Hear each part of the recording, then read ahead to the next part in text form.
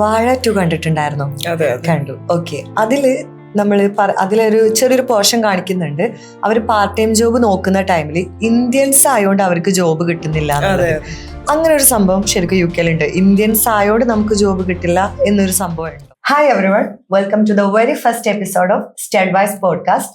ഇന്ന് നമ്മുടെ കൂടെ ഉള്ളത് ഹർഷയാണ്. So Harsha, welcome to the show. Thank you. Okay, just ഒന്ന് ഇൻട്രൊഡ്യൂസ് ചെയ്യാവോ? Myself is Harsha. സോ ഞാൻ മലപ്പുറം ജില്ലയിലെ മമ്പാട് എന്ന സ്ഥലത്ത് നിന്നാണ് വരുന്നത്. സോ 2023 ഏപ്രിൽ ഇൻടേക്കിലാണ് ഞാൻ സ്റ്റഡ്വൈസ് ത്രൂ ഞാൻ UK-ൽ എത്തുന്നത്. സോ കറൻലി ഞാൻ വർക്ക് ചെയ്യുന്നത് ഗ്രാജുവേറ്റ് മാനേജറായിട്ട് ഹിൽട്ടൺ മെട്രോപോൾ ലണ്ടനിൽ വർക്ക് ചെയ്യാണ്. ഇപ്പോൾ 1 month ആയിട്ട് ഞാൻ നാട്ടിലുണ്ട്. ഓക്കെ, ഹർഷ ഓൾറെഡി ഇൻട്രൊഡ്യൂസ് ചെയ്തു. ആള് 3 years ബാക്ക് സ്റ്റഡ്വൈസ് ത്രൂ UK-ലോട്ട് പോയിട്ടുള്ള സ്റ്റുഡന്റ് ആണ്. യൂണിവേഴ്സിറ്റി ഏതായിരുന്നു? University of Roehampton. ഓക്കെ, ഏതാ കോഴ്സ് എടുത്തിട്ടുണ്ടായിരുന്നു? MBA with HRM with placement ആയിരുന്നു. ഓക്കെ, ഹർഷ എങ്ങനെയാണ് ഒരു സ്റ്റഡി അബ്രോഡ് എന്നുള്ള പ്ലാനിലോട്ട് വന്നത്? ലൈക്ക് ഓൾറെഡി പ്രീ പ്ലാൻഡ് ആയിരുന്നോ അതല്ല അതിലോട്ട് എത്തിച്ചേർന്നതാണോ? ആക്ച്വലി അത് പ്രീ പ്ലാൻഡ് ആയിരുന്നു. കാരണം എനിക്ക് ഒരു ബെറ്റർ ലൈഫ് സ്റ്റൈൽ ആൻഡ് ഒന്നുകൂടിയും നല്ല രീതിയിലുള്ള ഒരു ലൈഫ് സ്റ്റൈൽ കിട്ടണമെന്ന് എനിക്ക് ആഗ്രഹം ഉണ്ടായിരുന്നു. അപ്പം ഞാൻ after my UG I just took like 5 years എനിക്ക് ഗ്യാപ്പ് വന്നായിരുന്നു. കാരണം എനിക്ക് ചെറിയ ബേബി ഉണ്ടായിരുന്നു, പിന്നെ ഫാമിലി കാര്യങ്ങളൊക്കെ ആയിട്ട് ഞാൻ ഇങ്ങനെ മുന്നോട്ട് പോയതായിരുന്നു. ബട്ട് ആഫ്റ്റർ 5 years ശേഷമായിരുന്നു എനിക്ക് ഒന്നുകൂടിയും എൻ്റെ ലൈഫ് ഒന്നുകൂടി അപ്ഗ്രേഡ് ചെയ്യണം എന്നുള്ളൊരു താല്പര്യം വന്നത്. ബട്ട് അതിനുശേഷം ഞാൻ ഒന്നുകൂടി റിസർച്ച് ചെയ്തു, കൂടുതൽ അതിനെക്കുറിച്ച് കാര്യങ്ങൾ അന്വേഷിച്ചറിഞ്ഞു. എൻ്റെ ഒരുപാട് ഫ്രണ്ട്സ് അവിടെ UK-ൽ പഠിക്കുന്നുണ്ടായിരുന്നു. അപ്പോൾ അവരോടൊക്കെ കാര്യങ്ങളൊക്കെ അന്വേഷിച്ചറിഞ്ഞ് അങ്ങനെയാണ് ഞാൻ ഈ ഒരു സ്റ്റഡി അബ്രോഡിലോട്ട് എത്തിയത്. ഓക്കെ, ഈ ഒരു സ്റ്റഡി അബ്രോഡ് പ്ലാൻ വന്നപ്പോൾ വേറെ ഏതെങ്കിലും ഏജൻസീസ് റെഫർ ചെയ്തിട്ടുണ്ടായിരുന്നോ? അതല്ല എങ്ങനെയാണ് സ്റ്റഡ്വൈസിലോട്ട് എത്തിയപ്പോൾ? Honestly, one of my cousin recommended me. എൻ്റെ കസിൻ ഓൾറെഡി പ്രീവിയസ് ഇയറിൽ സ്റ്റഡ്വൈസ് ത്രൂ UK-ൽ എത്തിയിട്ടുണ്ടായിരുന്നു. അപ്പം ഞാൻ ആദ്യം തന്നെ ഈ ഒരു പ്ലാന് വന്നപ്പം എനിക്ക് സത്യം പറഞ്ഞാൽ വേറെ ഒരു കൺട്രിയിലോട്ടും ഞാൻ എൻ്റെ മൈൻഡ് പോയിട്ടില്ലായിരുന്നു. കാരണം ലണ്ടൻ എന്ന് പറയുമ്പോൾ നമുക്ക് UK എന്ന് പറയുമ്പോൾ മെയിൻലി ഓൾമോസ്റ്റ് നമുക്ക് ഹെൽപ്ഫുൾ ആക്കാൻ ആരെങ്കിലുമൊക്കെ ഉണ്ടാവുള്ളൂ എന്നുള്ളൊരു ആ ഒരു മൈൻഡിലാണ് ഞാൻ. പിന്നെ എൻ്റെ കസിൻ ഓൾറെഡി എന്നെ റെക്കമെൻഡ് ചെയ്തു. അത്യാവശ്യം പിന്നെ നമ്മുടെ ഇവിടെ അടുത്തുള്ള ഏജൻസി കൂടിയാണ്, നമുക്കൊന്നുകൂടി ട്രസ്റ്റ്ഫുൾ ആണെന്ന് അവൾ ഓൾറെഡി എക്സ്പീരിയൻസ്ഡ് ആയല്ലോ. അപ്പൊ അതുകൊണ്ടാണ് ഞാൻ സ്റ്റഡ്വൈസ് മെയിൻ ആയിട്ട് ചൂസ് ചെയ്തത്. പിന്നെ ഹോണസ്റ്റ്ലി ഞാൻ വേറൊരു ഏജൻസിയിലോട്ടും പോയില്ല. ഫസ്റ്റ് ആകെ വന്നത് ഇങ്ങോട്ട് തന്നെയാണ്, എത്തിയതും ഇത് ത്രൂ തന്നെയാണ്. ഓക്കെ, സ്റ്റഡ്വൈസിൽ എത്തിയതിനു ശേഷം ഒരു എക്സ്പീരിയൻസ് എങ്ങനെയായിരുന്നു? ലൈക്ക് പ്രോസസ്സിംഗ് ഒക്കെ സ്മൂത്ത് ആയിട്ട് പോയിട്ടുണ്ടായിരുന്നോ അതല്ല വല്ല കോംപ്ലിക്കേഷൻസും ഉണ്ടായിട്ടുണ്ടായിരുന്നോ? ഹോണസ്റ്റ്ലി എനിക്ക് നല്ലൊരു എക്സ്പീരിയൻസ് ആണ് സ്റ്റഡ്വൈസിൽ നിന്ന് കിട്ടിയത്. പിന്നെ എൻ്റെ കുറച്ച് പേപ്പർ വർക്ക്സിൽ കുറച്ച് ഡിലേ വന്നായിരുന്നു. കാരണം ഞാൻ പറഞ്ഞില്ല, എനിക്ക് 5 years ഗ്യാപ്പ് വന്നപ്പോൾ പിന്നെ എനിക്ക് ഒരു പേപ്പർ എഴുതിയെടുക്കാനുണ്ടായിരുന്നു ഹോണസ്റ്റ്ലി പറയുകയാണെന്നുണ്ടെങ്കിൽ. അപ്പൊ അതിനു വേണ്ടിയിട്ട് കുറച്ച് ഡിലേ വന്നായിരുന്നു. ഞാൻ ആദ്യം അതിന്റെ ജാനുവരി ഇൻടേക്ക് ആയിരുന്നു ട്രൈ ചെയ്തിരുന്നത്. അപ്പോൾ പിന്നെ എനിക്ക് എൻ്റെ സർട്ടിഫിക്കറ്റും കാര്യങ്ങളൊക്കെ കിട്ടാൻ കുറച്ച് ഡിലേ ആയി. അല്ലാണ്ട് സ്റ്റഡ്വൈസിന്റെ സൈഡിൽ നിന്നായിട്ട് എനിക്കൊരു ഡിലേ ഒന്നും വന്നായിരുന്നില്ല. ഇല്ല. ഓക്കെ, ഇപ്പോ ആസ് എ ഗേൾ ഒരു 3 years ബാക്ക് ആണ് നമ്മൾ സ്റ്റഡി അബ്രോഡ് പ്ലാൻ ഇട്ടത്. യൂഷ്വലി നമ്മളെ നാട്ടിലത്തെ ഒരു സിറ്റുവേഷൻ വെച്ച് നോക്കുകയാണെങ്കിൽ കുറെ ചാലഞ്ചസ്, അല്ലെങ്കിൽ ഒരു ഗേൾ ഒറ്റയ്ക്ക് UK-ലോട്ട് പോവുക, അതും ഒരു 3 years ബാക്ക് എന്ന് പറയുമ്പോൾ മേ ബി ഒരുപാട് ചാലഞ്ചസ് ഒക്കെ ഫേസ് ചെയ്തിട്ടുണ്ടായിരുന്നോ അതല്ല കൂളായിട്ടെല്ലാം പോയോ? തീർച്ചയായിട്ടും ഒരുപാട് ചാലഞ്ചസ് ഉണ്ട്. ഫസ്റ്റ് ഓഫ് ഓൾ എൻ്റെ ഫാമിലിയിൽ ആദ്യമായിട്ട് അബ്രോഡ് പോകുന്നൊരു ആളാണ് ഞാൻ. അത് ഗേൾ എന്ന രീതിയിൽ മാത്രമല്ല, അത് ഫസ്റ്റ് പേഴ്സൺ. കാരണം ഇതുവരെയായിട്ട് ഞാനൊരു ഹോസ്റ്റലിലോ ജില്ല വിട്ടു പോയിട്ട് ഞാൻ പഠിച്ചിട്ടില്ലായിരുന്നു. ഞാനാണ് ലൈഫിൽ ഇങ്ങനെ ഒരു ഡിസിഷൻ എടുത്ത് എൻ്റെ ഫാമിലിയെ വിട്ട് വേറൊരു കൺട്രിയിലോട്ട് ട്രാവൽ ചെയ്യുക, അവിടെ പോയി സെറ്റിൽഡ് ആവുക എന്നുള്ളത് ഒരു എന്താ പറയാ, നമുക്ക് മെന്റലി ഭയങ്കരമായിട്ട് ടച്ച്ഫുൾ ആയിട്ടുള്ള ഒരു ഇമോഷൻസ്, പിന്നെ ഒരുപാട് ചാലഞ്ചസ് ആയിരുന്നു. ബട്ട് അവിടെ എത്തിക്കഴിഞ്ഞതിന് പിന്നെ നമുക്ക് എല്ലാ കാര്യങ്ങളും നമ്മൾ തന്നെ ചെയ്ത് ഒരുപാട് എക്സ്പീരിയൻസും കാര്യങ്ങളൊക്കെ വന്നതിന് ശേഷം തന്നെ എല്ലാം പിന്നെ ഞാനെല്ലാം ഓവർകം ചെയ്ത് മുന്നോട്ട് പോകുക തന്നെയായിരുന്നു. ഇപ്പൊ ലൈക്ക് ഹർഷക്ക് ഈ ഒരു സ്റ്റഡി അബ്രോഡ് പ്ലാൻ വന്നതുകൊണ്ട് അതൊരു ബെസ്റ്റ് ഡിസിഷൻ ആയിട്ടാണോ തോന്നിയത് അതല്ല അത് വേണ്ടായിരുന്നു എന്നുള്ളതാണ്? ആബ്സല്യൂട്ട്ലി, എനിക്കത് എൻ്റെ ലൈഫിലെ ബെസ്റ്റ് എവർ ഡിസിഷൻ ആണ്. ബട്ട് ഫാമിലി ആയിട്ടുള്ള കുറച്ച് നല്ല നല്ല മൊമെന്റ്സ് ഇതൊക്കെ മിസ്സായിട്ടുണ്ട്. ബട്ട് അതിലേറെ എനിക്ക് എന്റെ കരിയർ ഒരുപാട് ബിൽഡ് ചെയ്യാൻ പറ്റി. എന്റെ പ്രൊഫഷണൽ വൈസ് ആണെന്നുണ്ടെങ്കിൽ എനിക്ക് നല്ല ഇമ്പ്രൂവ്മെന്റ് ഉണ്ടായിട്ടുണ്ട്. കാരണം ഞാൻ ഇവിടെ നിന്ന് കയറിയ ആളല്ല, ഞാൻ തിരിച്ചിപ്പോ വരുന്നത്. എനിക്ക് എന്റേതായിട്ടുള്ള ഒരുപാട് പേഴ്സണൽ കാര്യങ്ങൾ എനിക്ക് ഒരുപാട് ഗ്രോത്ത് വന്നിട്ടുണ്ട്. ഈവൻ എന്റെ ക്യാരക്ടർ വൈസിൽ തന്നെ എനിക്ക് ഒരുപാട് ചേഞ്ചസ് വന്നിട്ടുണ്ട്. പ്രൊഫഷണൽ വൈസും അത് എനിക്ക് ഒരുപാട് ഇമ്പോർട്ടന്റ് കാര്യങ്ങൾ എനിക്ക് പഠിക്കാൻ പറ്റിയിട്ടുണ്ട്. നല്ലൊരു പോസിറ്റീവ് ആണ് ഇപ്പൊ പോയിട്ടുള്ളത്. ഓക്കെ, യൂഷ്വലി നമ്മുടെ നാട്ടിലുള്ള സ്റ്റുഡൻസിനുള്ള ഒരു കൺസേൺ ആണ്, നമ്മൾ വിസയ്ക്ക് അപ്ലൈ ചെയ്ത് കഴിഞ്ഞാൽ വിസ റിജക്ഷൻ കാര്യങ്ങളൊക്കെ കൂടുതൽ വരുമോ എന്നുള്ളൊരു പേടിയൊക്കെ ഉണ്ടാവും. ഇപ്പോൾ ഹർഷന്റെ കേസിൽ വിസയ്ക്ക് അപ്ലൈ ചെയ്ത ടൈമിൽ എങ്ങനെയായിരുന്നു? ലൈക്ക് എന്തെങ്കിലും കോംപ്ലിക്കേഷൻസ് ഉണ്ടായിരുന്നോ അതോ സ്മൂത്ത് ആയിട്ട് പോയോ? അല്ല, എനിക്ക് പ്രത്യേകിച്ച് കോംപ്ലിക്കേഷൻ ഒന്നും വന്നില്ല, എല്ലാം സ്മൂത്ത് ആയിട്ട് തന്നെ പോയിട്ടുണ്ട്. ഓക്കെ, വൺസ് വിസ കിട്ടിക്കഴിഞ്ഞപ്പോൾ ലൈക്ക് നമ്മൾ പോവുകയാണ് എന്നുള്ളൊരു സ്റ്റേജിൽ എത്തി. അപ്പൊ ഫസ്റ്റ് ടൈം അബ്രോഡ് പോകുന്ന ഒരാളായതുകൊണ്ട് തന്നെ അപ്പോഴത്തെ ഒരു ഫീലിംഗ് എന്തായിരുന്നു? ലൈക്ക് ഒരു നെർവസ് ആയിരുന്നോ അതോ അതിലേറെ ക്യൂരിയോസിറ്റി ആയിരുന്നു? അത് ഹോണസ്റ്റ്ലി പറയുകയാണെന്നുണ്ടെങ്കിൽ അത് വിസ കിട്ടുന്നത് വരെ I was really excited. I mean, പോവുകയാണല്ലോ, ഒരു new country, new place, university and ഒരുപാട് ഡ്രീംസുമായിട്ട് പോകും. ബട്ട് എൻ്റെ വിസ അപ്രൂവ് ആയി എന്ന് വന്ന ആ ഒരു മെയിൽ കണ്ടപ്പോൾ I was really excited and happy.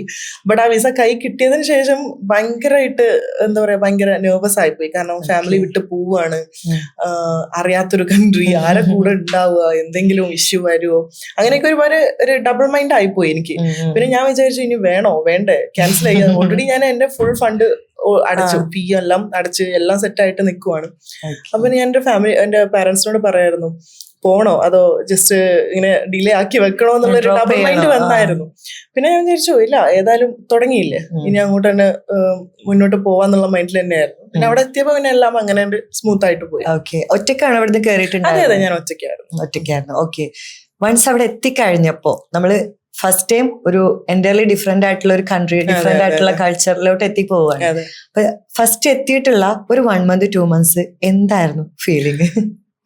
അതൊരു വല്ലാത്തൊരു ഫീലിങ്സ് തന്നെയാണ്. കാരണം നമ്മളിപ്പോ GCC കൺട്രിയിലോട്ടൊക്കെ ആണെന്നുണ്ടെങ്കിൽ അറ്റ്ലീസ്റ്റ് നമുക്ക് നമ്മളെ ഹെൽപ്പ് ചെയ്യാനോ അല്ലെങ്കിൽ ആരെങ്കിലൊക്കെ ഉണ്ടാവും എന്നുള്ളൊരു മൈൻഡായിരുന്നു. ഈവൻ എനിക്കൊരുപാട് ഫ്രണ്ട്സ് ഉണ്ട്, ബട്ട് അവരൊന്നും നമ്മൾ എത്തിപ്പെടുന്ന രീതിയിലുള്ള ഒരു സിറ്റുവേഷനിലാവില്ലല്ലോ എല്ലാവരും. അപ്പൊ ഞാൻ അവിടെ എത്തിപ്പെട്ട ആ ഒരു സമയത്ത് സത്യം പറഞ്ഞാല് ഞാൻ തന്നെ ഒറ്റയ്ക്ക് എയർപോർട്ടിൽ ഇറങ്ങി ഒരു ടാക്സി വിളിച്ച് എന്റെ അക്കോമഡേഷനിലോട്ട് പോയി.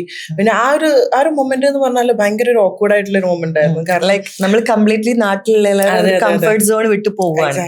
അതും പ്രത്യേകിച്ച് ഞാനൊരു ഹോസ്റ്റലിൽ പോയിട്ട് പോലും നിന്നിട്ടില്ലാത്ത ഒരാളാണ്. അപ്പം എനിക്ക് അതൊക്കെ ഒരു ഭയങ്കര ഒരു ബുദ്ധിമുട്ടായിരുന്നു. ഫസ്റ്റ് ഒരു 2 weeks ഒക്കെ ഞാൻ ഭയങ്കരമായിട്ട് ഡിപ്രസ്ഡ് ആയിപ്പോയി. ബട്ട് പിന്നെ പതിയെ ഓക്കെ ആയി. പിന്നെ റൂംമേറ്റ്സും കാര്യങ്ങളൊക്കെ എല്ലാം വന്നപ്പം ഓക്കെ. റൂം എങ്ങനെ, അക്കോമഡേഷൻ എങ്ങനെ നോക്കിയിട്ടുണ്ടായിരുന്നു? അക്കോമഡേഷൻ ഞാൻ തന്നെയാണ്, എനിക്ക് ഏജൻസി ത്രൂ തന്നെയാണ് റെഡിയാക്കി തന്നത്. അപ്പൊ ഞങ്ങളൊരു 3 girls ആയിരുന്നു, ഒരു ഫാമിലിയുടെ കൂടെ ആയിരുന്നു. ഷെയറിംഗ് ആണ്? അതെ അതെ, ഷെയറിംഗ് ആയിരുന്നു. ആ ഒരു ടൈമിൽ എത്ര റെന്റ് ഒക്കെ വന്നിട്ടുണ്ടായിരുന്നു? അത് ഹോണസ്റ്റ്ലി എനിക്ക് വന്നത് ഐ തിങ്ക് 350 എങ്ങാണ്ടായിരുന്നു. ഞങ്ങൾ ഒരു റൂമിൽ 3 ആളുകളായിരുന്നു. 3 ഷെയറിംഗ്. അതെ. ഓക്കെ, ജോബ് ഏകദേശം ഏത് ടൈം ആയപ്പോ സെറ്റ് ആയത്? ലൈക്ക് നമ്മള് പൊതുവേ നാട്ടില് കേൾക്കുന്ന ഒരു സംഭവമാണ്, നമുക്ക് UK ജോബ് കിട്ടാനില്ല, അതായത് നമുക്ക് അവിടെ പണി കിട്ടാനില്ലാണ്ട് ആൾക്കാർ തിരിച്ച് നാട്ടിലോട്ട് പോരാണ്, അവിടെ വന്നിട്ട് ഒരു കാര്യമില്ല എന്നുള്ളത് നമ്മള് ഇപ്പൊ ഇക്കൊല്ലം നോക്കുന്ന സ്റ്റുഡൻസും കേൾക്കുന്നുണ്ടാവും, ഒരു 4 years ബാക്ക് നോക്കിയ സ്റ്റുഡൻസ് ഒക്കെ കേൾക്കുന്ന സെയിം പല്ലവിയാണത്.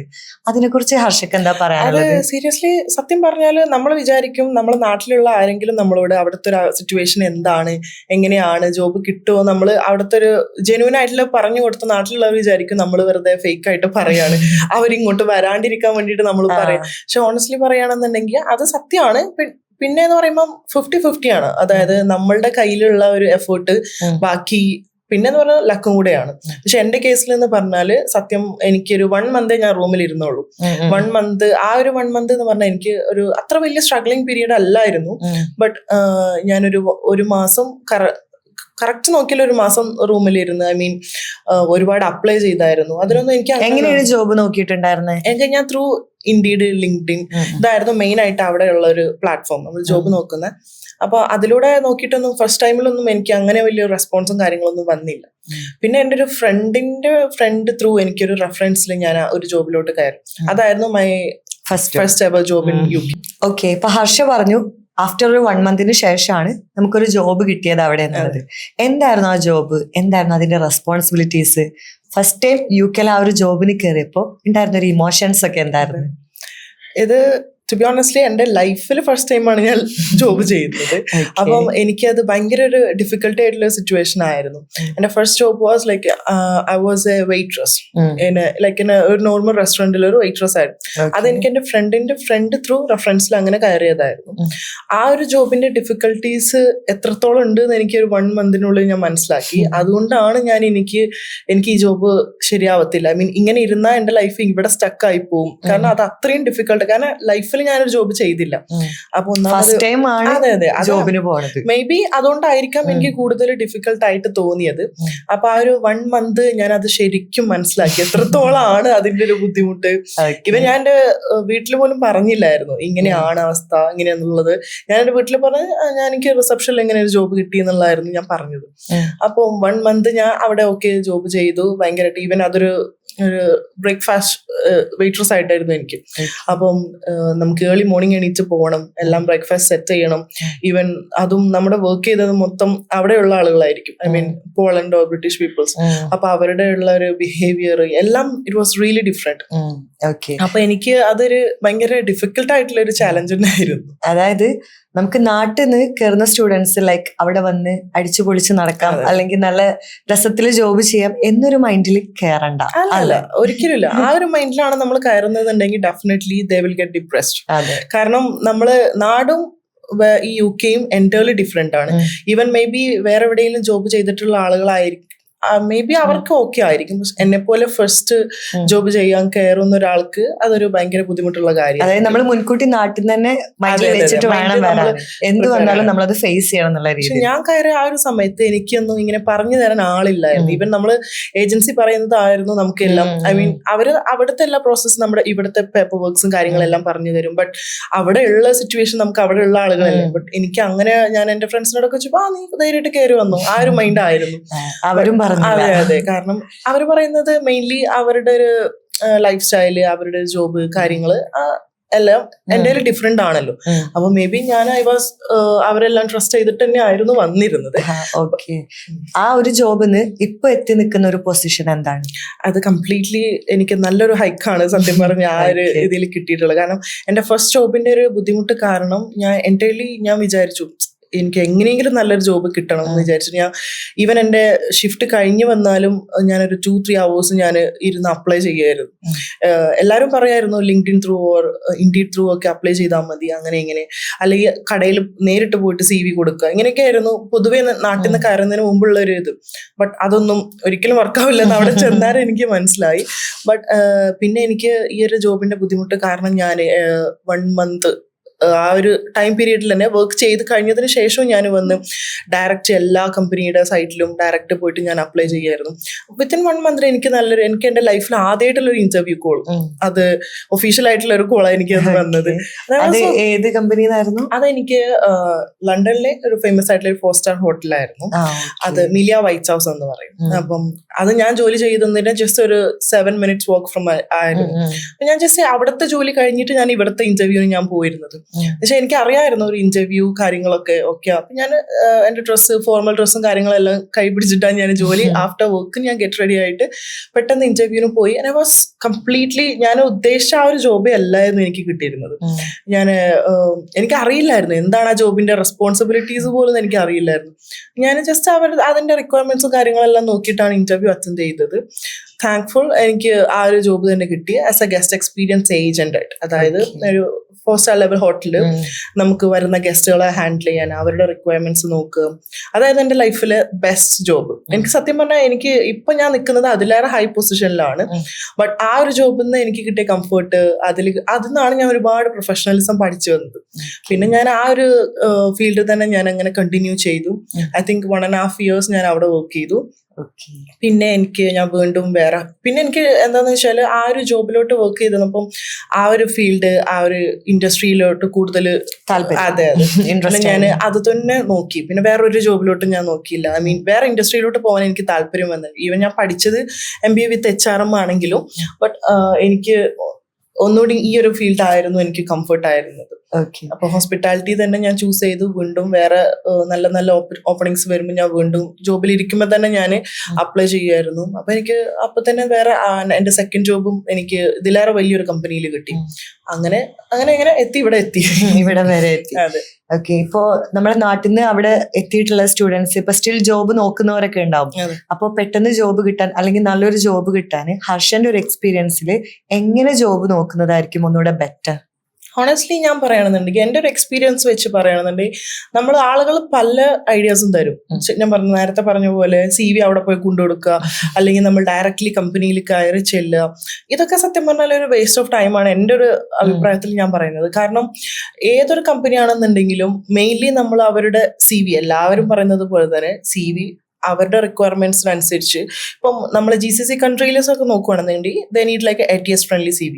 ബട്ട് UK എന്ന് പറയുമ്പോൾ അങ്ങനെയല്ല. അവർ എന്താന്ന് പറയാ, ഒരു നോർമൽ CV, ഒരു ഫോർമൽ CV ആണ് അവർക്ക് വേണ്ടത്, വിത്ത് photo or without photo, it doesn't matter. അപ്പോൾ നമ്മൾ CV നമ്മൾ നല്ലതായ ഒരു CV ക്രിയേറ്റ് ചെയ്തതിന് ശേഷം എൻ്റെ ഒരു എക്സ്പീരിയൻസ് ഓർ എൻ്റെ ഒരു അഭിപ്രായം എന്ന് പറഞ്ഞാൽ ഡയറക്റ്റ് ആയിട്ട് എല്ലാ കമ്പനിയുടെ സൈറ്റിൽ പോയിട്ട് അപ്ലൈ ചെയ്യുക.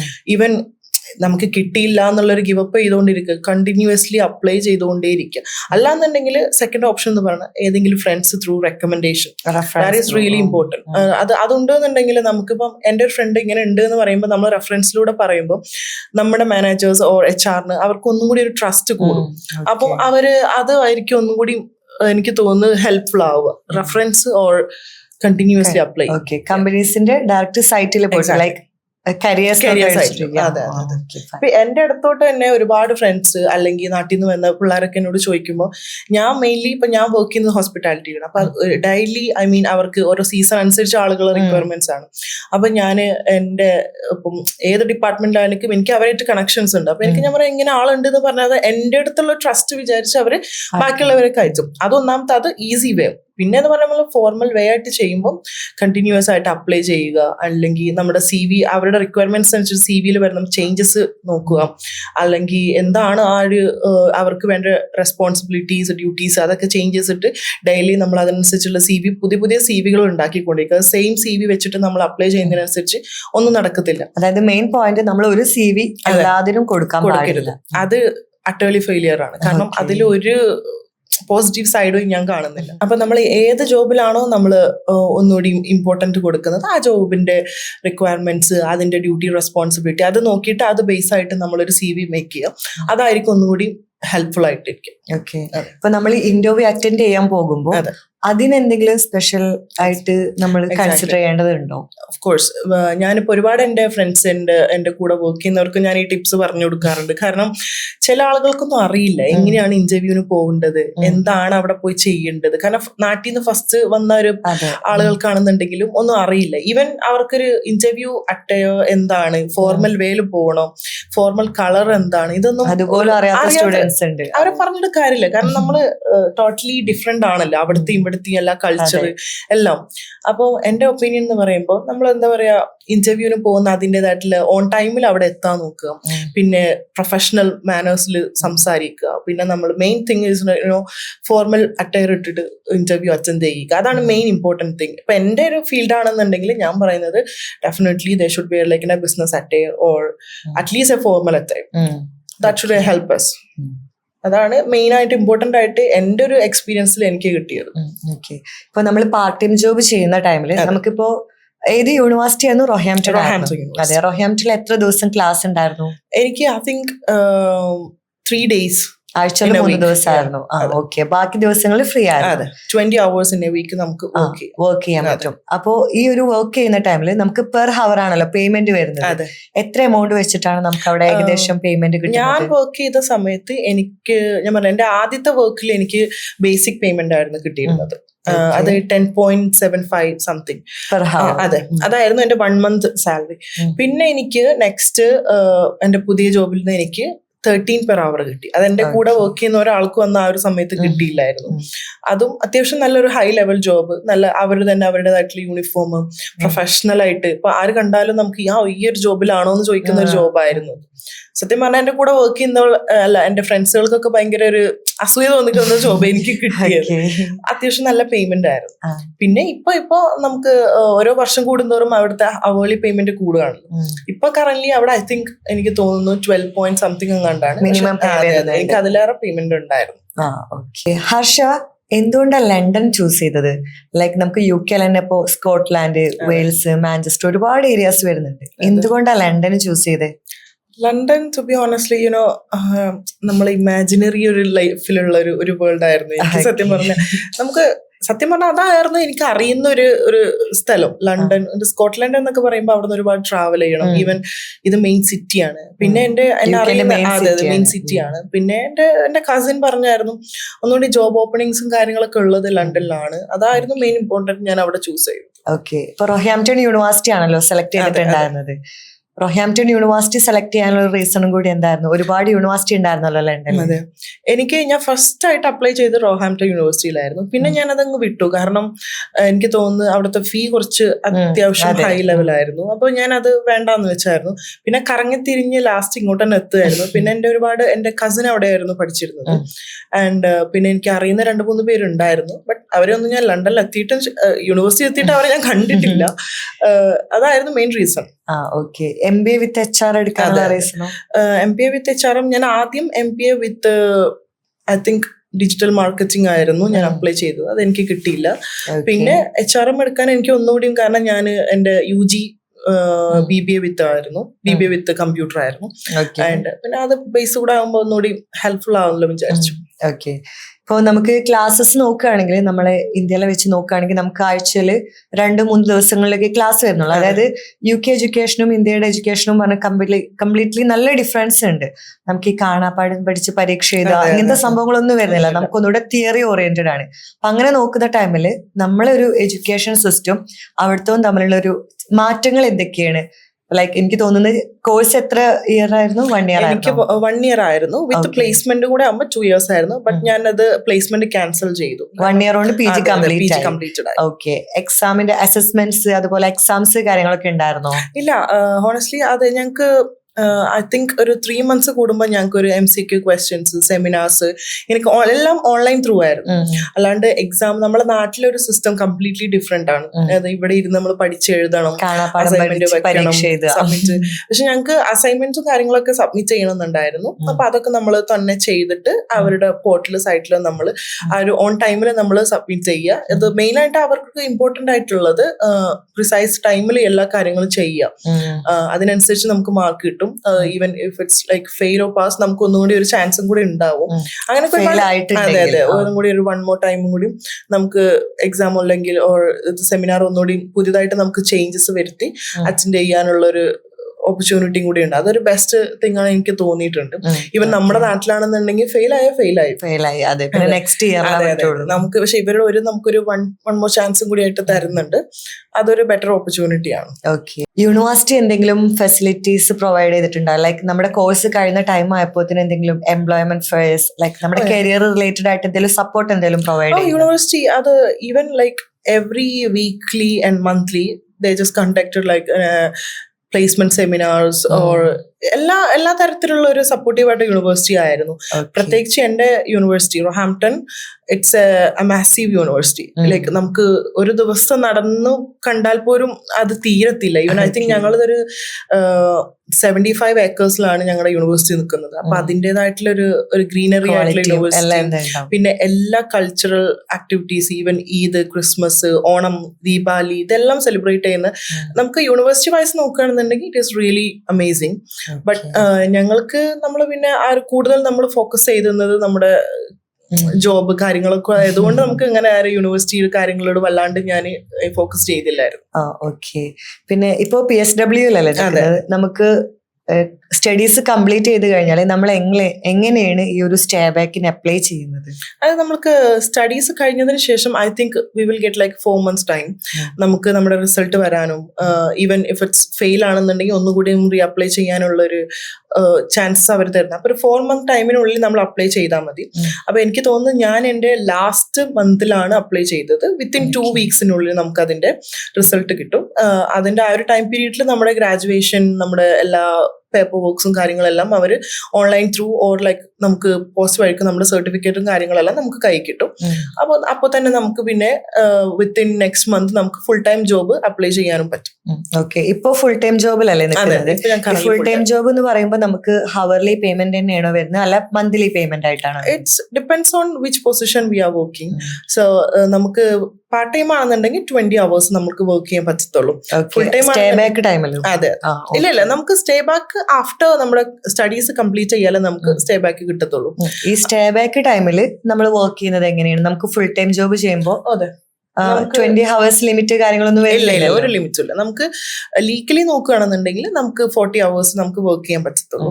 ആ 40 hours നമുക്ക് എത്ര അവിടുത്തെ ഒരു വർക്കിലെ ലോ അനുസരിച്ച് നോക്കുകയാണെന്നുണ്ടെങ്കിൽ I think it's like 5 days in a week. 5 days നമുക്ക് 8 hours വെച്ചിട്ട് പെർ ഡേ 8 hours. അപ്പോൾ ഡിപ്പെൻസ് ആണ് നമ്മൾ ഏത് പൊസിഷനാണ് വർക്ക് ചെയ്യുന്നത് അതുപോലെ ഇരിക്കും. പിന്നെ പേയ്മെന്റും കാര്യങ്ങളും പാക്കേജും ഇതെല്ലാം ഡിഫറെന്റ് ആയിരിക്കും. വാഴ 2 കണ്ടിട്ടുണ്ടായിരുന്നോ? അതെ, കണ്ടു. ഓക്കെ, അതില് അതിലൊരു ചെറിയൊരു പോർഷൻ കാണിക്കുന്നുണ്ട്. അവർ പാർട്ട് ടൈം ജോബ് നോക്കുന്ന ടൈമിൽ ഇന്ത്യൻസ് ആയതുകൊണ്ട് അവർക്ക് ജോബ് കിട്ടുന്നില്ല. അങ്ങനെ ഒരു സംഭവം ശരിക്കും UK ഉണ്ട്. ഇന്ത്യൻസ് ആയതുകൊണ്ട് നമുക്ക് ജോബ് കിട്ടില്ല എന്നൊരു സംഭവം ഉണ്ടോ? എക്സാക്ട്ലി, അതൊരു ജെന്യൂൻ ആയിട്ടുള്ള ഒരു സംഭവം തന്നെയാണ്. അപ്പൊ നമ്മൾ ആ ഒരു സിനിമ കാണുമ്പോൾ നമുക്ക് ഒരുപാട് കാര്യങ്ങൾ അതിൽ റിലേറ്റ് ചെയ്യാൻ പറ്റുന്നുണ്ട്. ഈവൻ ഞാൻ എന്റെ ഫാമിലി ആയിട്ട് കണ്ടപ്പോൾ പോലും എന്റെ പാരന്റ്സ് സിനിമയിലോട്ടല്ല ഫോക്കസ് ചെയ്തത്, എന്റെ ഫേസിലോട്ടായിരുന്നു. കാരണം ഇതാണ് റിയാലിറ്റി. ഒരുവിധം ആളുകള് അത് തുറന്ന് പറയില്ല. അപ്പം സത്യം തന്നെയാണ്.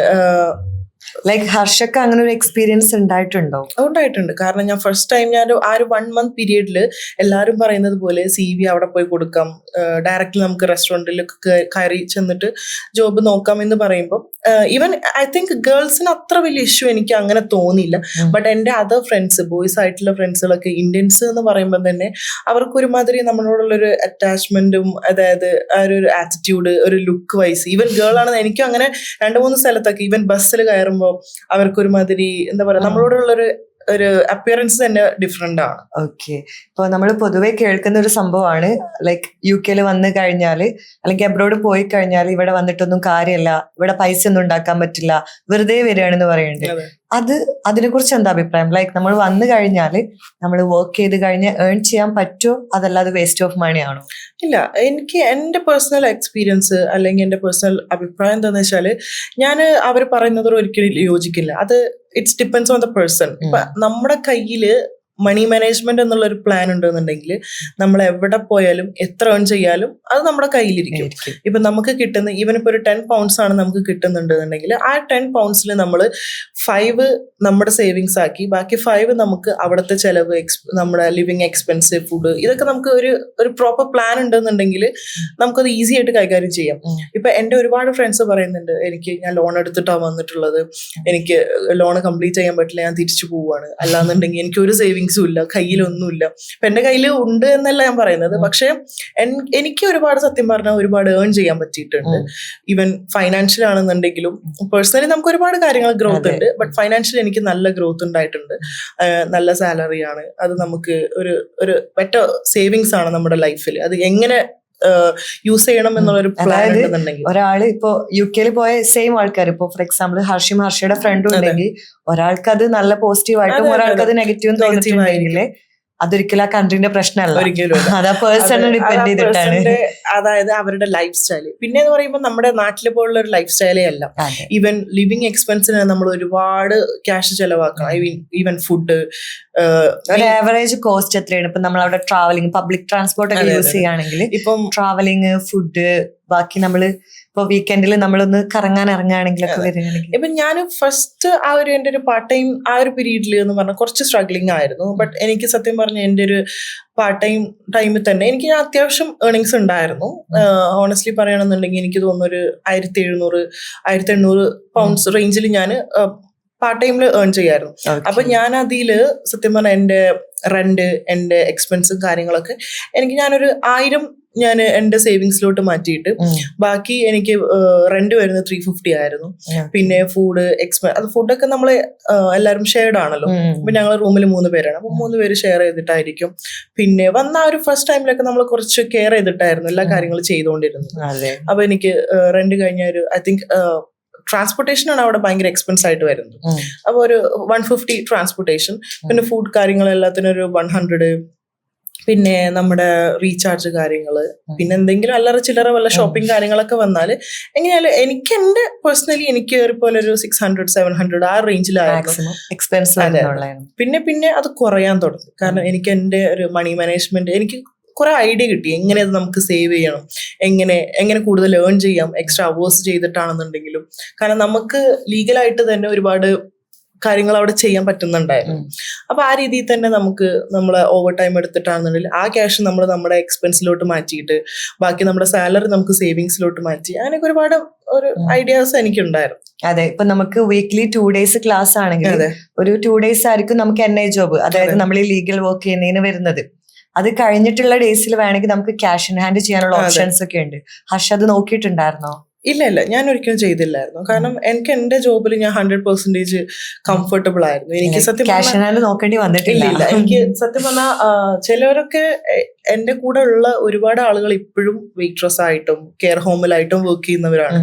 അപ്പം അവരെക്കാട്ടിലൊക്കെ ഞാൻ സത്യം പറഞ്ഞാല് നല്ലോണം ഏൺ ചെയ്തായിരുന്നു. പിന്നെ എനിക്ക് അവിടെ നിന്ന് കിട്ടിയ എന്റെ വർക്ക് എംപ്ലോയ്മെന്റ്സ്, എന്റെ ഒരു എൻവയോൺമെന്റ്, അത് പിന്നെ അവിടുത്തെ ഒരു ഫ്രണ്ട്സ്, കോവർക്കേഴ്സ് എല്ലാം ഞാൻ ഭയങ്കര ഹാപ്പി ആയിരുന്നു. അപ്പൊ എനിക്ക് ഞാൻ പിന്നെ അതിന്റെ ആവശ്യമില്ല എന്ന് തോന്നി. പിന്നെ ഒരു പേടി ഉണ്ടായിരുന്നു, ഇല്ലീഗലായിട്ട് വർക്ക് ചെയ്ത് എന്തെങ്കിലും പിടിക്കപ്പെടുമോ എന്നുള്ളൊരു പേടി കൊണ്ട് ഞാൻ അത് ചെയ്തില്ലായിരുന്നു. ഓക്കെ, അതായത് ഇപ്പോ ഹർഷ പറഞ്ഞ ഹർഷന്റെ ഫ്രണ്ട്സ് സ്റ്റിൽ വെയിട്രസ് ആയിട്ടും കെയർ ഹോമിലും വർക്ക് ചെയ്യുന്നവരുണ്ട്.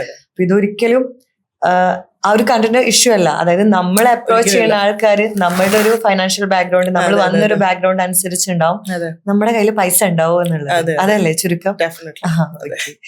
അപ്പൊ ഇപ്പോഴും നമ്മുടെ നാട്ടിൽ നിന്ന് ഒരുപാട് സ്റ്റുഡൻസ് UK അതല്ലെങ്കിൽ യൂറോപ്പിലോട്ടൊക്കെ പ്ലാൻ ചെയ്യുന്നുണ്ട്.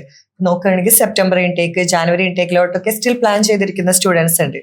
അപ്പൊ അവരോടൊക്കെ ഹർഷയ്ക്ക് എന്താ പറയാനുള്ളത്? ലൈക്ക് ഒരു നാട്ടിൽ നിന്ന് കയറുമ്പോൾ നമ്മൾ എന്തൊക്കെ കാര്യങ്ങൾ ശ്രദ്ധിക്കണം, വൺസ് അവിടെ എത്തിക്കഴിഞ്ഞാൽ നമ്മൾ എങ്ങനെ നോക്കിക്കഴിഞ്ഞാലാണ് നമുക്ക് അത്യാവശ്യം റിലാക്സ് ആയിട്ട് പോകാൻ പറ്റുക എന്നുള്ളത് ഹർഷയുടെ ഒരു കാഴ്ചപ്പാടിൽ ഓവറോൾ സ്റ്റുഡൻസിന് കൊടുക്കാനുള്ളത് എന്താ? ഹോണസ്റ്റ്ലി എൻ്റെ ഒരു അഭിപ്രായം എന്താണെന്ന് വെച്ചാൽ, ഞാൻ ബാക്കിയുള്ള കൺട്രിയിലെക്കാട്ടിലും കൂടുതൽ ഞാൻ റെക്കമെൻഡ് ചെയ്യുന്നത് UK തന്നെയാണ്. Because the main thing is language. The language barrier is really important. ബാക്കിയുള്ള നമ്മുടെ കൺട്രീസിൽ ഈവൻ ഇപ്പം France, Germany, you know that ജർമ്മനിയിലൊക്കെ നമുക്ക് അതില്ലാണ്ട് നമുക്ക് കയറാൻ പറ്റത്തില്ല. അതേപോലെ ഫ്രാൻസ് കാര്യങ്ങൾ, പിന്നെ ജോബ് കിട്ടാനൊക്കെ എനിക്കറിയില്ല അവിടുത്തെ നമുക്ക് അവിടേക്കൊക്കെ ലാംഗ്വേജിന്റെ ആവശ്യമില്ല. പക്ഷെ വൺസ് അവിടെ ജോബ് കിട്ടണമെങ്കിൽ language really important. But UK അങ്ങനെ നോക്കുമ്പോൾ നമുക്ക് ഒരുപാട് കാര്യങ്ങൾ പഠിക്കാനും നമ്മുടെ കരിയറിൽ പേഴ്സണൽ കാര്യങ്ങൾ എല്ലാത്തിലും ഗ്രോത്ത് ഉണ്ടാവുന്ന ഒരു കൺട്രിയാണ്. ഈവൻ എന്റെ ഓൺ ബ്രദറിനോട് വരെ ഞാൻ അപ്പൊ കറന്റ് അവൻ ഇപ്പം UG കഴിഞ്ഞിരിക്കണം. ഞാൻ അവൻ ഒരുപാട് കൺട്രിയാണ് ഇപ്പൊ നോക്കിക്കൊണ്ടിരിക്കുക. അപ്പൊ ഞാൻ അവനായിട്ട് റെക്കമെൻഡ് ചെയ്യുന്നത് definitely you should go UK. അത് ഒരു ബെസ്റ്റ് ഓപ്ഷൻ ആയിരിക്കും. ബാക്കിയുള്ളവരുടെ അഭിപ്രായം എന്താണെന്ന് എനിക്കല്ല, എന്റെ പേഴ്സണൽ ആയിട്ട് ഞാൻ പറയുന്നത്, നമുക്ക് നമ്മുടെ കരിയർ ഫോക്കസ് ചെയ്തിട്ട് ഒരു ലൈഫ് വേണം, ഓർ ഒരു ലക്ഷറി ലൈഫ് സ്റ്റൈൽ വേണം എന്നുണ്ടെങ്കിൽ, if they are ready to work hard, definitely they will get a better lifestyle they. അതാണ് ഞാൻ ഉദ്ദേശിക്കുന്നത്. എൻ്റെ ഒരു എക്സ്പീരിയൻസും എൻ്റെ പേഴ്സണൽ ലൈഫ് സ്റ്റൈലും കൂടി എനിക്ക് മനസ്സിലായത് അതാണ്. So I would recommend them. They should go. ഇപ്പോഴത്തെ പിള്ളേർക്കൊക്കെ എല്ലാവർക്കും സ്റ്റഡി അബ്രോഡാണ് മെയിനായിട്ട് അവർ ഫോക്കസ് ചെയ്യുന്നത്. അപ്പോൾ നല്ലൊരു കൺട്രി ചൂസ് ചെയ്യുകയാണെന്നുണ്ടെങ്കിൽ UK എടുക്കുക, ഒരു നല്ലൊരു യൂണിവേഴ്സിറ്റി, നല്ലൊരു ജോബ് വർക്ക് ചെയ്യുക. അതിനായിട്ട് അല്ലാണ്ട് നമ്മൾ ഏതെങ്കിലും ഒരു വർക്ക് ചെയ്തിട്ട് അവിടെ ചുറ്റിപ്പറ്റി നിൽക്കുക, അതിനോടല്ല ഞാൻ റെക്കമെൻഡ് ചെയ്യുന്നത്. നല്ലൊരു വന്ന ഉടനെ തന്നെ നല്ലൊരു ജോബ് എടുക്കുക, അതിൽ തന്നെ കോൺസെൻട്രേറ്റ് ചെയ്തിട്ട് നമ്മുടെ കരിയർ ബിൽഡ് ചെയ്യുക. അതായിരിക്കും ഒന്നുകൂടി ബെറ്റർ. ഓക്കെ, ഇപ്പൊ കയറാൻ നിൽക്കുന്ന സ്റ്റുഡൻസ് അല്ലെങ്കിൽ പ്ലാൻ ചെയ്യുന്ന സ്റ്റുഡൻസിന് വൺസ് അവിടെ എത്തിക്കഴിഞ്ഞാല് ലൈക്ക് നമ്മൾ എന്ത് മൈൻഡിൽ കയറണം എന്നുള്ളതിനെ കുറിച്ച് എന്താ പറയാനുള്ളത്? ഡെഫിനറ്റ്ലി അവിടെ ആരും ഹെൽപ്പ് ചെയ്യാൻ ഉണ്ടാവില്ല, ഒരിക്കലും ഉണ്ടാവില്ല. ഇപ്പൊ നമ്മുടെ വാഴ 2 സിനിമയിൽ പറഞ്ഞ പോലെ നമുക്ക് ആരും നമ്മളെ ഹെൽപ്പ് ചെയ്യില്ല, കൂടെ ആരും ഉണ്ടാവത്തില്ല, നമ്മൾ തന്നെ ഇറങ്ങി തിരിക്കണം. ഇപ്പൊ ഞാനൊക്കെ എന്ന് പറഞ്ഞാൽ ഞാൻ ഈവൻ ഒരു ഹോസ്റ്റൽ പോലും പഠിക്കാണ്ടാണ് ഞാൻ വേറെ കൺട്രിയിലോട്ട് പോകുന്നത്. അപ്പൊ ആരെങ്കിലും ഉണ്ടാവുമായിരിക്കും, മലയാളികൾ ഉണ്ടാവുമല്ലോ എന്നുള്ളൊരു മൈൻഡിലാണ് ഞാനും എത്തിയത്. ബട്ട് എത്തിക്കഴിഞ്ഞപ്പോഴാണ് നമുക്ക് ജോബില്ലാണ്ട് ഈവൻ നമുക്ക് എല്ലാത്തിനും ഒരു ഡിഫിക്കൽട്ടീസ് വരുമ്പോൾ നമുക്ക് അതൊരു നമുക്ക് നമ്മളെ ഉണ്ടാവത്തുള്ളൂ. അപ്പൊ ആ ഒരു മൈൻഡിൽ വേണം നമ്മൾ എല്ലാം പ്രിപ്പയർഡ് ആയിട്ട്, അവിടെ ചെന്നാൽ ഇങ്ങനെ ആയിരിക്കും, ഞാൻ സ്ട്രോങ് ആവണം, നമുക്ക് എന്റെ കാര്യങ്ങൾ ഞാൻ തന്നെ നോക്കണം, എനിക്ക് ഞാൻ തന്നെ എല്ലാം ചെയ്യണം എന്നുള്ളൊരു മൈൻഡുമായിട്ട് പോയാൽ സിമ്പിൾ ആയിട്ട് എല്ലാം ഓവർകം ചെയ്യാം. അല്ലാണ്ട് എൻ്റെ ഒരുപാട് ആളുകൾ ഞാൻ പറയുന്നത് കേട്ടിട്ടുണ്ട്, ഞാൻ അവിടെ പോയിട്ട് ഭയങ്കര ഡിപ്രസ്ഡ് ആയി, എനിക്ക് ഒന്നും ശരിയായില്ല, ഞാൻ തിരിച്ചു പോവുകയാണ്. അങ്ങനെ ഒരുപാട് ആളുകൾ ഞാൻ അങ്ങനെ കണ്ടിട്ടുണ്ട്. ഞാൻ ഇവരോട് പറയാം, എന്താ നിങ്ങൾ മേ ബി നമ്മളെ നാട്ടിൽ വളർന്നു വന്ന ഒരു സാഹചര്യം, അവിടെ ഉണ്ടായിട്ടുള്ള ഒരു പ്രശ്നങ്ങളൊക്കെ ആയിരിക്കും മേ ബി. അപ്പം ഞാൻ പറയുന്നത് ഇതാണ്, ഇതൊക്കെ ഒരു പീരീഡ് ഓഫ് ടൈമിൽ മാത്രമേ ഉണ്ടാവത്തുള്ളൂ. കുറച്ച് കഴിഞ്ഞാൽ അതിന്റെ ആ ഒരു ഫ്ലോയിലോ നമ്മൾ അങ്ങ് പോകുമ്പോൾ എല്ലാം ഓക്കെ ആവും. Okay. ഹർഷയുടെ ഇപ്പൊ UK എത്തിയതിനു ശേഷമുള്ള ഒരു കരിയർ ജേണി എങ്ങനെയായിരുന്നു? ഇപ്പൊ ലൈക്ക് മുന്നേ വർക്ക് ചെയ്ത ജോബ്സ്, ഇപ്പൊ കറന്റ് വർക്ക് ചെയ്യുന്ന ജോബ് ലൈക്ക് ഗ്രാജുവേറ്റ് മാനേജർ ആയിട്ട് വർക്ക് ചെയ്യുന്ന പറഞ്ഞു. ആ ജോബ് എന്താന്നുള്ളത് പലർക്കും അറിയുന്നുണ്ടാവില്ല. അപ്പൊ ഈവൻ UK ഉള്ളവർക്ക് പോലും അറിയുന്നുണ്ടാവില്ല. അതിന്റെ ഒരു roles and responsibilities, future plans ഒക്കെ ഒന്ന് എക്സ്പ്ലെയിൻ ചെയ്യാമോ? എന്റെ കരിയർ ജേർണി എന്ന് പറഞ്ഞാൽ സത്യം പറഞ്ഞാൽ എന്റെ ആ ഒരു ഗ്രാഫ് നോക്കുകയാണെങ്കിൽ 0 to നല്ലൊരു ഹൈ ലെവലിലാണ് ഞാൻ ഇപ്പൊ എത്തി നിൽക്കുന്നത്. കാരണം ഞാൻ കണ്ടിന്യൂസ് ആയിട്ട് വർക്ക് ചെയ്ത സെയിം ഫീൽഡ് തന്നെയാണ് ഞാൻ ഫോക്കസ് ചെയ്തത്. അതാ ഞാൻ ആദ്യമായിട്ട് വർക്ക് ചെയ്തത് ഒരു 4-star ഹോട്ടലായിരുന്നു as a guest experience manager. So അത് കഴിഞ്ഞിട്ട് ഞാൻ അതിൽ നിന്ന് അങ്ങനെ കയറി നെക്സ്റ്റ് ഞാൻ വീണ്ടും അവിടെ ഐ തിങ്ക് ഒരു 1.5 വർഷം ഞാൻ അവിടെ വർക്ക് ചെയ്തു. അത് കഴിഞ്ഞിട്ട് ഞാൻ നെക്സ്റ്റ് ഈ സെയിം ഫീൽഡ് തന്നെ ഞാൻ വേറെ ഹോട്ടൽ, അതായത് ഹോസ്പിറ്റാലിറ്റി തന്നെ വേറെ ഫീൽഡ് ഞാൻ ട്രൈ ചെയ്തു, വേറെ ഡിപ്പാർട്ട്മെന്റ്. അപ്പോൾ ഞാൻ ആസ് എ ഹെഡ് കോൺസിയേജ് ആയിട്ട് ഞാൻ വർക്ക് ചെയ്തു ഹിൽട്ടൺ മെട്രോപോൾ, അതായത് UK നമ്പർ 1 ഹോട്ടലായിട്ട് അത് വരുന്നത്. I think it's like 1100 rooms ഒക്കെ ആയിരുന്നു അവിടെ വരുന്നത്. അപ്പൊ അത്രയും വലിയൊരു പ്രോപ്പർട്ടിയിൽ ഞാൻ വർക്ക് ചെയ്തു. അപ്പൊ അതെന്റെ ഒരു CV-യിൽ എന്റെ കരിയർ ഇതിലൊക്കെ എനിക്ക് ഭയങ്കരമായിട്ട് ഹെൽപ്പായി. പിന്നെ അത് കഴിഞ്ഞിട്ട് വീണ്ടും ഞാൻ മാരിറ്റിലാണ് വർക്ക് ചെയ്തത് ആസ് എ ഓഡിറ്റർ ആയിട്ട്. ഞാൻ നൈറ്റ് ഓഡിറ്റർ ആയിട്ട് വർക്ക് ചെയ്തു. അപ്പൊ ഞാൻ എല്ലാം സെയിം ഫീൽഡാണ് ബട്ട് ഡിഫറെന്റ് ഡിപ്പാർട്ട്മെന്റ്സ്. അപ്പൊ അതുകൊണ്ട് എനിക്ക് ഇനി ആ ഒരു ഫീൽഡിൽ എവിടെ കൊണ്ടുപോയിട്ടാലും എനിക്ക് വർക്ക് ചെയ്യാന്നുള്ളൊരു കോൺഫിഡന്റ് ആയി തുടങ്ങി. അപ്പൊ എനിക്ക് തോന്നി ഈ ഒരു സെയിം ഫീൽഡ് തന്നെ ഞാൻ കോൺസെൻട്രേറ്റ് ചെയ്യാം, അതായിരിക്കും എനിക്ക് ഒന്നുകൂടിയും. പിന്നെ ഓൾമോസ്റ്റ് എനിക്കൊരു ഏവിയേഷൻ ഇൻഡസ്ട്രി ഞാൻ ഒന്നുകൂടി പാഷനേറ്റ് ആണ്. അപ്പൊ അതുകൊണ്ടാണ് ഈ ഒരു ഹോസ്പിറ്റാലിറ്റി ഒന്നുകൂടി റിലേറ്റബിൾ ആണ്. So I would love to work in the same field. അവസാനമായിട്ട് പിന്നെ ഞാൻ എത്തി നിൽക്കുന്നത് ഇപ്പോൾ ആസ് എ ഗ്രാജുവേറ്റ് മാനേജർ എന്ന് പറഞ്ഞാൽ നമ്മൾ ഗ്രാജുവേറ്റ് ആയിട്ട്, അതായത് മാസ്റ്റേഴ്സ് കഴിഞ്ഞിട്ടുള്ള ആളുകളെ അവർ സ്പെസിഫിക് ആയിട്ട് തെരഞ്ഞെടുക്കും. അപ്പം ഇത് UK വളരെ റെയർ ആയിട്ട് കിട്ടുന്ന ഒരു കോഴ്സാണ്.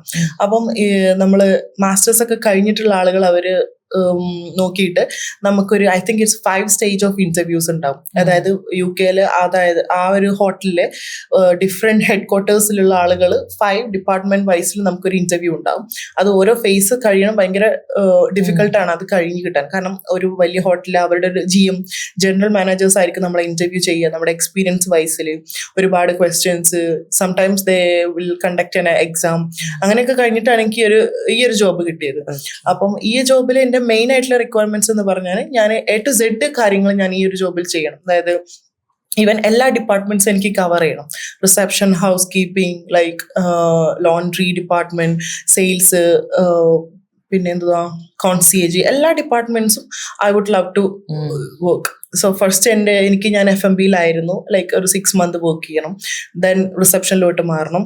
അപ്പൊ അങ്ങനെ നമ്മൾ വർക്ക് ചെയ്യുന്നതുകൊണ്ടുള്ള ഒരു ബെനിഫിറ്റ് എന്തെന്ന് വെച്ചാൽ നമ്മൾ എല്ലാ ഡിപ്പാർട്ട്മെന്റിലും നമുക്കൊരു ട്രെയിനിങ് കിട്ടിയതിന് ശേഷം അറ്റ് ദ എൻഡ് നമുക്ക് ഏത് ഡിപ്പാർട്ട്മെന്റിലാണ് നമുക്ക് വർക്ക് ചെയ്യേണ്ടതെന്ന് നമുക്ക് ചൂസ് ചെയ്യാൻ പറ്റും. അപ്പം ഇപ്പൊ കറന്റ് ഞാൻ എന്റെ മൈൻഡിലുള്ള ഒരു പ്ലാൻ എന്തെന്ന് വെച്ചാൽ എനിക്ക് ഗസ്റ്റ് എക്സ്പീരിയൻസിലാണ് കൂടുതൽ ഒന്നും കൂടി വർക്ക് ചെയ്യാൻ താല്പര്യം. അപ്പൊ എനിക്ക് ഒന്നുകൂടി എനിക്കിനിപ്പോ ഏതൊരു ഹോട്ടലാണെന്നുണ്ടെങ്കിലും എവിടെയാണെന്നുണ്ടെങ്കിലും ഞാൻ ഈ ഒരു ഗ്രാജുവേറ്റ് കോഴ്സ് കംപ്ലീറ്റ് ചെയ്ത് വിത്ത് പേയ്മെന്റ് ആണ് എനിക്ക് വരുന്നത്. അപ്പൊ ഇത് കംപ്ലീറ്റ് ചെയ്ത് കഴിഞ്ഞാൽ എനിക്ക് ഇനി UK ഏത് വലിയ ഹോട്ടലാണെന്നുണ്ടെങ്കിലും എനിക്ക് ഇതിന്റെ ഒരു സർട്ടിഫിക്കറ്റ്, ഈ ഒരു എക്സ്പീരിയൻസ് വെച്ചിട്ട് എനിക്ക് ഡയറക്ട്ലി ഒരു മാനേജർ പൊസിഷനിലോട്ട് അപ്ലൈ ചെയ്യാം. അതെ. അപ്പൊ എനിക്ക് എന്റെ ഈ ഒരു കോഴ്സ് തീരാൻ ഓൾമോസ്റ്റ് ഇനി ഒരു 8 months കൂടിയേ ഉള്ളൂ. ഓക്കെ, അപ്പൊ ഇതൊരു കോഴ്സ് ആണ്. It's like A course, placement course പോലെ. ഓക്കെ, ഇപ്പൊ ഓവറോൾ നമ്മുടെ നാട്ടിൽ നിന്ന് UK പ്ലാൻ ചെയ്യുന്ന സ്റ്റുഡൻസിനോട് ഹർഷക്ക് എന്താ പറയാനുള്ളത്? ഹോണസ്റ്റ്ലി ഞാൻ പറയുകയാണെന്നുണ്ടെങ്കിൽ definitely they should come and chase their dreams. അല്ലാണ്ട് നമ്മള് നാട്ടിലെ ആ ഒരു വൈബാണ്, നാട്ടിലെ ഒരു സെയിം സിറ്റുവേഷൻ എക്സ്പെക്ട് ചെയ്തിട്ട് ഒരിക്കലും UK വരരുത്. അവിടെ വന്നിട്ട് കണ്ടിന്യൂസ് ആയിട്ട് നമുക്ക് വർക്ക് ചെയ്യാനും അതിന്റെ ഒരു എഫേർട്ട് നമ്മുടെ ലൈഫിൽ കാണിക്കാനുള്ള ഒരു ധൈര്യം കാണിച്ചിട്ട് തന്നെ മുന്നോട്ട് വരിക. ഒരാളെ എക്സ്പെക്ട് ചെയ്തിട്ട് അങ്ങോട്ട് കയറി വരണ്ട.